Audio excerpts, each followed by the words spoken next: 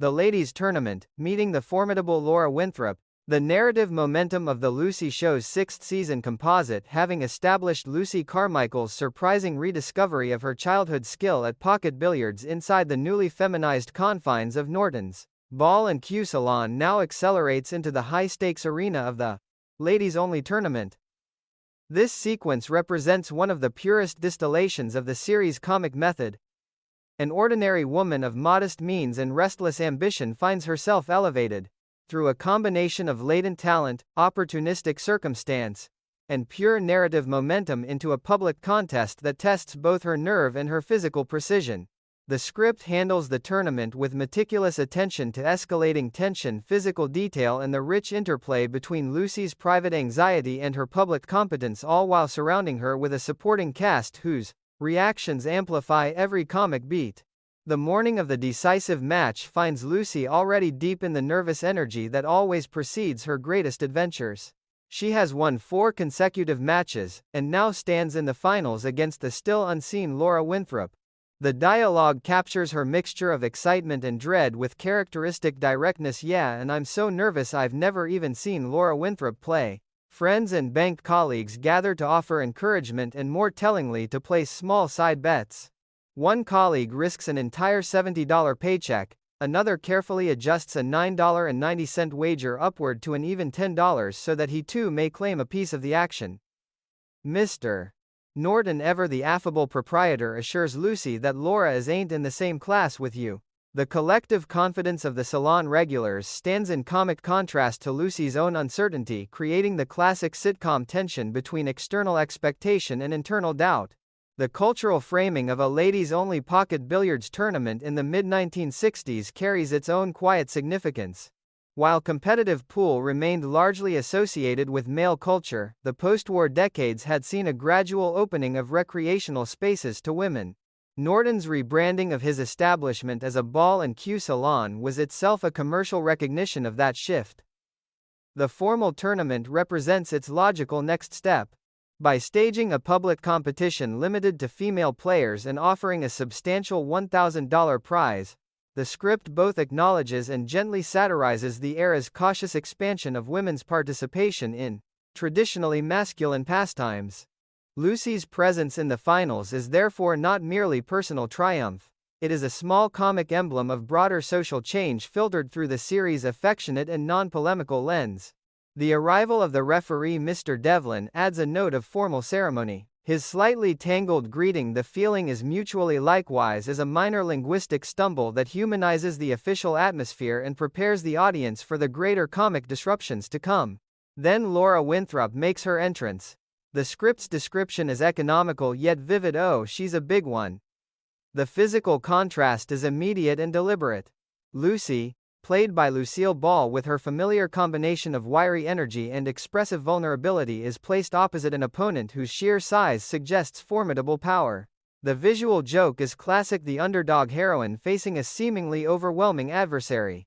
Yet the comedy will soon invert the expectation, for size alone does not guarantee victory when precision and nerve are the decisive factors. The match begins with the lag for the break. Laura goes first. Lucy then elects to shoot. What follows is a carefully choreographed sequence of shots that allows Lucille Ball's physical comedy to operate at the highest level of technical control. Lucy announces 15 ball in the corner pocket and sinks it cleanly. The subsequent combination shots, 11 ball off the 4 various other precise executions, are described with the rhythmic clarity of a sports announcer's call. Yet, each successful shot is accompanied by the small, physical and facial reactions that transform competence into comedy. Ball's gift for making skill itself funny is on full display.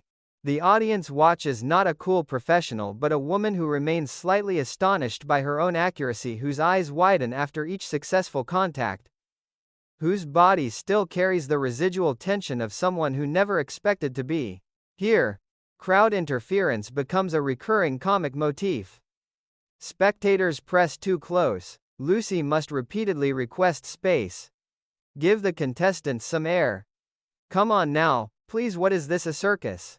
The referee's attempts to maintain order only partially succeed. At one point, Lucy is forced to use the bridge because the rules require 1 foot on the floor at all times, an injunction that, given her earlier history with upper bunks and rooftops, carries a faint ironic echo. The physical business of maneuvering the bridge, adjusting her stance and still delivering accurate shots provides Ball with a series of small kinetic challenges that she would have solved with the same inventive grace she once brought to more overtly chaotic setpieces. Laura's own shooting is equally precise, and the score remains tightly contested. The script allows the tension to build through a series of increasingly difficult combinations until Laura needs only one more point to win. She faces an apparently easy 2-ball in the corner pocket. Then, in a moment of pure sportsmanlike or perhaps grandstanding impulse, she declines the simple shot and attempts a far more elaborate bank sequence, side cushion to front cushion to side cushion into the side pocket. The attempt fails. Lucy's reaction is a mixture of relief and disbelief. "Why did you try a fancy shot like that? You had the match won." Laura's reply, "I like a little competition," is both sporting and slightly arrogant, a declaration that she prefers the drama of a close contest to the security of an easy victory. The choice hands Lucy the opening she needs. Throughout the sequence, the side bettors provide a running chorus of comic commentary. The man who risked only 10 cents is mocked for his limited sportsmanship. Others urge Lucy forward with the desperate energy of people whose paychecks now ride on her cue stick. Mr. Mooney's presence, though less central than in earlier scenes, remains a quiet reminder of the bank world from which Lucy has temporarily escaped. The entire salon has become a temporary theater in which ordinary people, secretaries, bank clerks, small business owners, invest emotional and financial energy in the outcome of a game of pocket billiards. Lucille Ball's performance in this extended match sequence would have required an extraordinary synthesis of athletic precision and comic expressiveness. Every successful shot must look both skillful and slightly miraculous. Every near miss must register on her face as a small personal drama.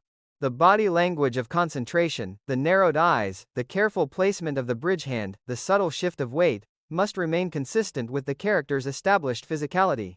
Ball never allows Lucy to become a different person simply because she is holding a cue. She remains the same woman who once argued over a single life jacket and once crawled into a sewer for a rare penny.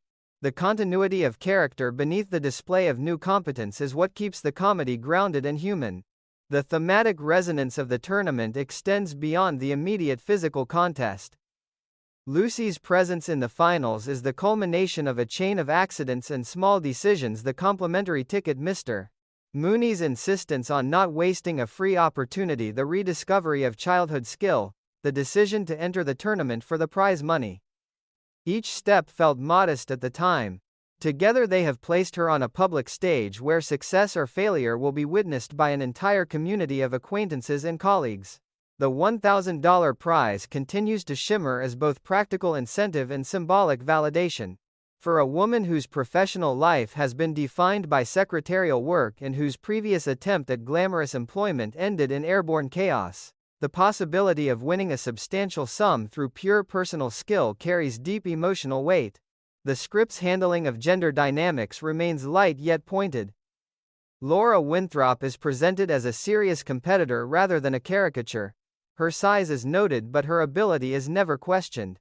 The fact that she deliberately complicates an easy shot out of a desire for greater competition suggests a personality that values drama and challenge over mere victory. Lucy's own approach is less flamboyant but no less determined. She plays the balls as they lie, accepts the bridge when required, and maintains focus despite the press of the crowd. The contrast between the two women generates quiet comedy without descending into stereotype. As the match reaches its critical phase, the audience inside the salon and the audience watching the episode are united in the same suspense. Every announced shot for ball in the corner pocket carries the possibility of triumph or collapse. The physical details of the table, the cushions, the precise geometry of the combinations are rendered with enough specificity to make the game feel real. Yet the emotional overlay of Lucy's nerves and the spectator's investment keeps the sequence firmly inside the realm of character comedy. Lucille Ball's ability to sustain that dual-focused technical accuracy and emotional transparency remains one of the enduring marvels of her late career work. The tournament sequence also functions as a subtle commentary on the nature of performance itself. Lucy is in effect performing under pressure in front of an audience of peers. The cue stick becomes a prop, the table, a stage, the announced shots a form of public declaration.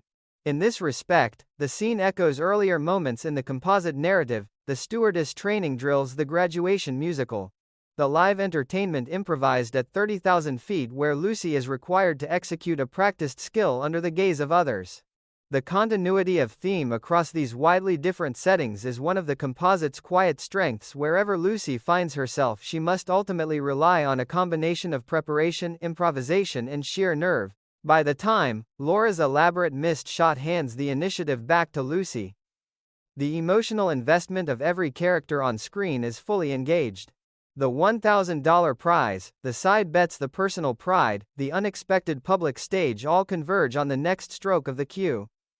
The script has prepared the ground with meticulous care. What remains is the final resolution, the revelation that will transform the entire contest. And the classic Lucy triumph that the audience has been conditioned through years of affectionate viewing both to expect and to savor.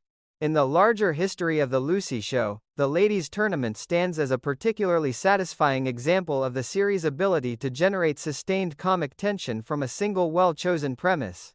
The physical comedy is precise rather than chaotic. The character comedy arises from the gap between Lucy's self-doubt and her evident ability. The social comedy emerges from the spectacle of an entire community temporarily reorganizing itself around a game of pocket billiards. Lucille Ball, at the center of it all, once again proves that her greatest gift was the capacity to make extraordinary skill look like the most natural and human of accidents.